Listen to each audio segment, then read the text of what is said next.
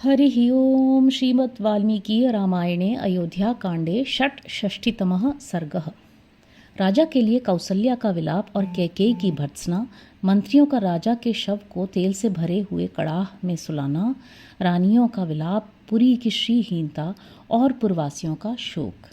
तमग्निमिव सशान्तमपुहीनमिवार्णवं गतप्रभमिवादित्यं स्वर्गस्थं प्रेक्ष्य भूमिपं कौसल्या बाष्पपूर्णाक्षी विविधं शोककर्षता उपगृह्य शिरोराज्ञ कैकेयीं प्रत्यभाषत।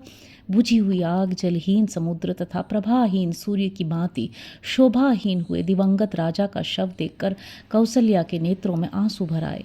वे अनेक प्रकार से शोकाकुल होकर राजा के मस्तक को गोद में ले कैकेयी से इस प्रकार बोली। सकामा भव कैकेयी भुङ्क्ष्व राज्यमकंटकं त्यक्त्वा राजानमेकाग्रा नृशंसे दुष्टचारिणी। दुराचारिणी क्रूर कैकेयी, ले तेरी कामना सफल हुई। अब राजा को भी त्याग कर एकाग्रचित हो अपना अकंटक राज्य भोग। विहाय मांगतो मा रामो भर्ता च स्वर्गतो मम विपथे सार्थहीनेव नाहं जीवितुमुत्सहे। राम मुझे छोड़कर वन में चले गए और मेरे स्वामी स्वर्ग सिधारे। अब मैं दुर्गम मार्ग में साथियों से बिछुड़कर असहाय हुई अबला की भांति जीवित नहीं रह सकती। भर्तारं तु परित्यज्य का स्त्री दैवतमात्मनः इच्छे जीवितुमन्यत्र कैकेय्यास्त्यक्त धर्मणः। नारी धर्म को त्याग देने वाली कैकेयी के सिवा संसार में दूसरी कौन ऐसी स्त्री होगी जो अपने लिए आराध्य देव स्वरूप पति का परित्याग करके जीना चाहेगी। न लुब्धो बुध्यते दोषान् किं पाकमिव भक्षयन् कुब्जा निमित्तं कैकेय्या राघवाणाङ्कुलं हतम्। जैसे कोई धन का लोभी दूसरों को विष खिला देता है और उससे होने वाली हत्या के दोषों पर ध्यान नहीं देता, उसी प्रकार इस कैकेयी ने कुब्जा के कारण रघुवंशियों के स्कुल का नाश कर डाला। अनियोगे नियुक्तेन राज्ञा रामं विवासितं स भार्यं जनकः श्रुत्वा परितप्स्यत्यहं यथा। कैकेयी ने महाराज को अयोग्य कार्य में लगाकर उनके द्वारा पत्नी सहित श्री राम को वनवास दिलवा दिया। यह समाचार जब राजा जनक सुनेंगे तब मेरे ही समान उनको भी बड़ा कष्ट होगा। स माम नाथां विधवानाद्य जानाति धार्मिक राम कमल पत्राक्षो जीवन नाशमितो गत। मैं अनाथ और विधवा हो गई, ये बात मेरे धर्मात्मा पुत्र कमल नयन श्री राम को नहीं मालूम है। वे तो यहाँ से जीते जी अदृश्य हो गए हैं। विदेह राजस्य सुता तथा चारु तपस्विनी दुःखस्यानुचिता दुःखं वने पर्युद्विजिष्यति। पति सेवा रूप मनोहर तप करने वाली विदेह राजकुमारी सीता दुख भोगने के योग्य नहीं है। वह वन में दुख का अनुभव करके उद्विग्न हो उठेगी। नदतां भीम घोषाणां निशासु मृग पक्षिणां निशम्यमाना संद्रस्ता राघवं संश्रयष्यति। रात के समय भयानक शब्द करने वाले पशु पक्षियों की बोली सुनकर भयभीत हो सीता श्री राम के ही शरण लेगी, उन्हीं की गोद में जाकर छिपेगी। वृद्धश्चैवाल्प पुत्रश्च वैदेही मनुचिन्तयन् सोऽपि शोक समाविष्टो नूनं त्यक्षति जीवितम। जो बूढ़े हो गए हैं, कन्याएं मातृ जिनकी संतति हैं, वे राजा जनक भी सीता की ही बारंबार चिंता करते हुए शोक में डूबकर अवश्य अपने प्राणों का परित्याग कर देंगे। साहम दैव दिष्टान्तं गमिष्यामि पतिव्रता इदं शरीर मालिंग्य प्रवेक्ष्यामि हुताशनम। मैं भी आज ही मृत्यु का वरण करूंगी। एक पतिव्रता की भांति पति के शरीर का आलिंगन करके चिता की आग में प्रवेश कर जाऊंगी। तां ततः संपरिष्पज्य विलपन्तीं तपस्विनीं व्यपन्निन्युसु दुःखार्तां कौसल्यां व्यावहारिकाः। पति के शरीर को हृदय से लगाकर अत्यंत दुख से आर्त हो करुण विलाप करती हुई तपस्विनी कौसल्या को राजकाज देखने वाले मंत्रियों ने दूसरी स्त्रियों द्वारा वहां से हटवा दिया। तैलद्रोण्यां तदा मात्या संवेश्य जगतीपतिं राज्ञ सर्वाण्यथादिष्टाश्चक्रु कर्माण्यनंतरम। फिर उन्होंने महाराज के शरीर को तेल से भरी हुई नाव में रखकर वशिष्ठ आदि की आज्ञा के अनुसार शव की रक्षा आदि अन्य सब राजकीय कार्यों की संभाल आरंभ कर दी। न तु संकालनं राज्ञो विना पुत्रेण मंत्रिणः सर्वज्ञाः कर्तुमीशुस्ते ततो रक्षन्ति भूमिपम। वे सर्वज्ञ मंत्री पुत्र के बिना राजा का दाह संस्कार न कर सके, इसलिए उनके शव की रक्षा करने लगे। तैलद्रोण्यां शायितं तं सचिवैस्तु नराधिपम् हा मृतोयमिति ज्ञात्वा स्त्रियस्ताः पर्यदेवयन्। जब मंत्रियों ने राजा के शव को तैल की नाव में सुलाया, तब यह जानकर सारी रानियां हाय यह महाराज परलोकवासी हो गए ऐसा कहती हुई पुनः विलाप करने लगी। बाहूनुच्छ्रित्य कृपणा नेत्रप्रस्रवणैर्मुखैः रुदत्य शोकसंतप्ताः कृपणं पर्यदेवयन्। उनके मुख पर नेत्रों से आंसुओं के झरने झर रहे थे। वे अपनी भुजाओं को ऊपर उठाकर दीन भाव से रोने और शोक संतप्त हो दयनीय विलाप करने लगीं।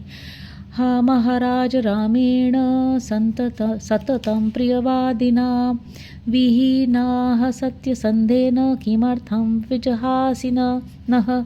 वे बोली, हाँ महाराज, हम सत्य प्रतिज्ञ एवं सदा प्रिय बोलने वाले अपने पुत्र श्री राम से तो बिछुड़ ही थी, अब आप ही क्यों हमारा परित्याग कर रहे हैं।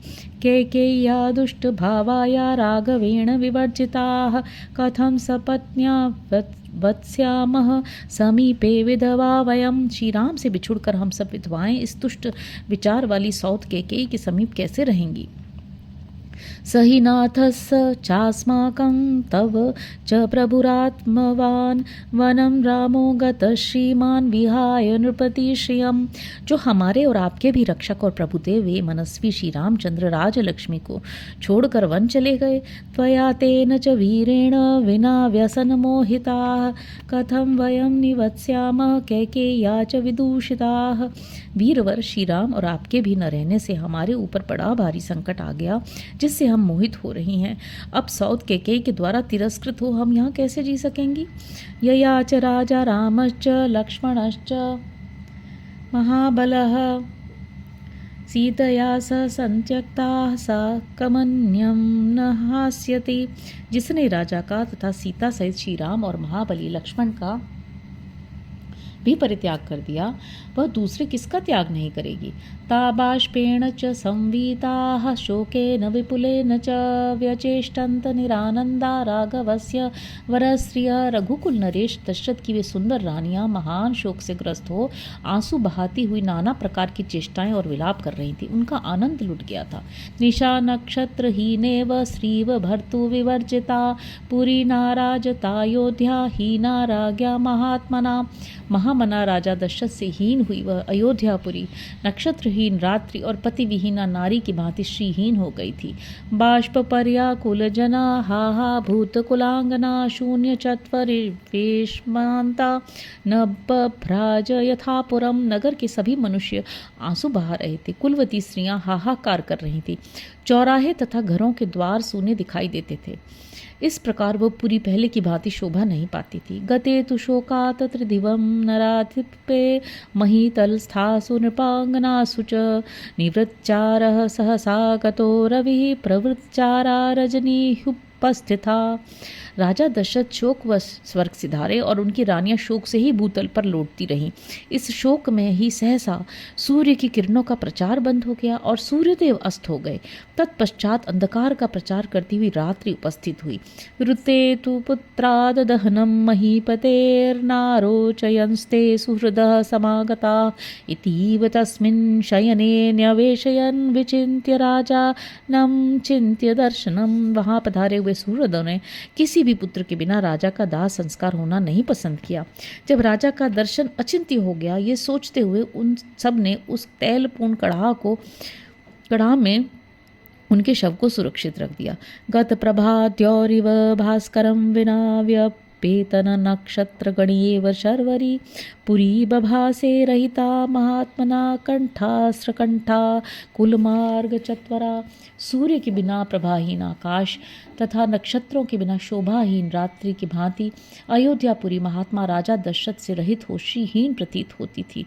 उसकी सड़कों और चौराहों पर आंसुओं से अवरुद्ध कंठ वाले मनुष्यों की भीड़ एकत्र हो गई थी। नराश्च नार्यश्च समेत्य संघशो विगर्हमाणा भरतस्य मातरम तदा नगर्यां नरदेव संशये बभूवुरार्ता न च शर्मलेभिरे। झुंड के झुंड स्त्री और पुरुष एक साथ खड़े होकर भरत माता कैकेयी की निंदा करने लगे। उस समय महाराज की मृत्यु से अयोध्यापुरी में रहने वाले सभी लोग शोकाकुल हो रहे थे, कोई भी शांति नहीं पाता था। इतिहासे श्रीमद् रामायणे वाल्मीकि आदि काव्य अयोध्या कांडे षट्षष्टितमः सर्ग। इस प्रकार श्री वाल्मीकि निर्मित आर्ष रामायण आदि काव्य के अयोध्या कांड में छठवां सर्ग पूरा हुआ। हरि ओम।